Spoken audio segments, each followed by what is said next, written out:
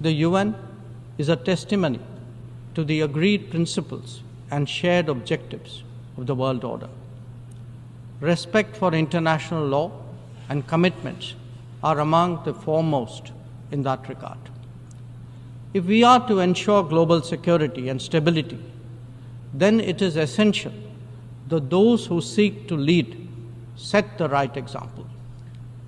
Nor can we countenance egregious violations of our basic tenets. Terrorism is antithetical of everything that the world stands for. All its forms of and manifestations must be resolutely opposed.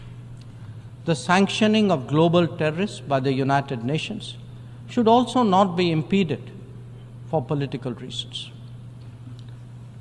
Madam President, many countries get left behind due to circumstances beyond their control.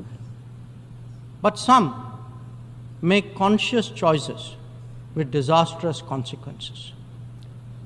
A premier example is our neighbor, Pakistan. Unfortunately, their misdeeds affect others as well, especially the neighborhood. When this polity instills such fanaticism among its people, its GDP can only be measured in terms of radicalization and its exports in the form of terrorism. Today, we see the ills it sought to visit on others consume its own society. It can't blame the world.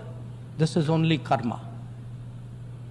Madam President, a dysfunctional nation coveting the lands of others must be exposed and must be countered. We heard some bizarre assertions from it at this very forum yesterday.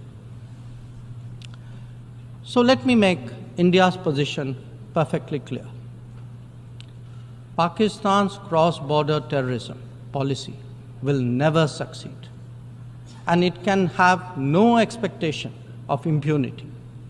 On the contrary, actions will certainly have consequences. The issue to be resolved between us is now only the vacation of illegally occupied Indian territory by Pakistan, and of course, the abandonment of Pakistan's long-standing attachment to terrorism. Madam President, the global order is inherently pluralistic and diverse. The UN began